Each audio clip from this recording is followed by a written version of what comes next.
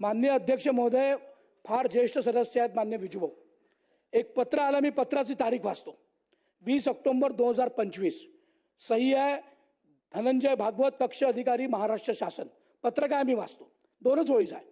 श्री तुकाराम मुंढे भाप्रसे तत्कालीन महानगरपालिका आयुक्त नागपूर यांच्या मुख्य कार्यकारी अधिकारी स्मार्ट सिटी नागपूर या पदावरील नियुक्तीस शासनाची कार्योत्तर मान्यता देण्यात येत आहे, त्याकरिता अनुषंगाने कारवाई करावी, एवढं पत्र आहे.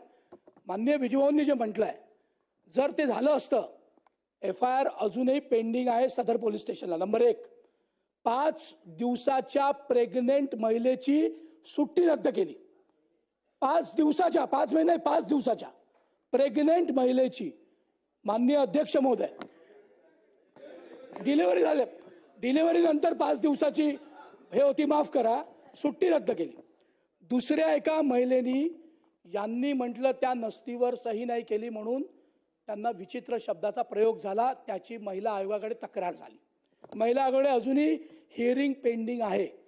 माननीय अध्यक्ष महोदय, हे पत्र आल्यानंतर आम्ही लक्षवेधी टाकली, आमचा अधिकार आहे. आणि लक्षवेधी टाकणाऱ्या माननीय कृष्णा खोपडेंना जर गेटवर किंवा मोबाईलवर धमक्या येणार असतील तर तो अधिकारी किती प्रामाणिक आहे काय हा चौकशीचा विषय आहे. आम्ही काही न्यायाधीश नाही.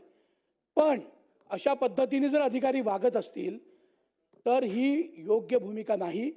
आणि कृष्णा खोपडे 4 टर्मचे आमदार आहेत आणि सभागृहाचा काही मी सदस्य म्हणून मी न्यायाधीश नाही, पण एका तरुण मुलीला, एका तरुण तिथल्या कर्मचाऱ्याला, महिलेला एक महाराष्ट्र बँकेच्या 20 कोटीच्या चेकवर अधिकार नसताना सही केली आहे आणि ते प्रूव्ह झाला आहे. म्हणून असं पत्र काढावं लागलं, म्हणून हे पत्र आलं आहे. म्हणून माझी विनंती आहे की शासनाने या बाबतीत निवेदन करावं आणि असं जर चुकीचा गैरप्रकार, अशा धमक्या येणार असतील तर तात्काळ कारवाई करावी. ठीक आहे. आता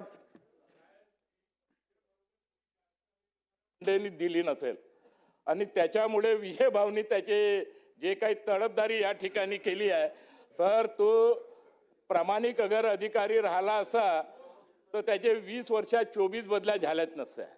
नंबर 1, त्यांनी महानगरपालिकेमध्ये का गुण खिलवला हे आम्ही, मला वाटतं आपण या विषयावरती बरीचशी चर्चा केली आहे. हे आम्ही बोलणार. सन्माननीय मुख्यमंत्र्यांना बोलू द्या. आता बसा बसा बसा बसा.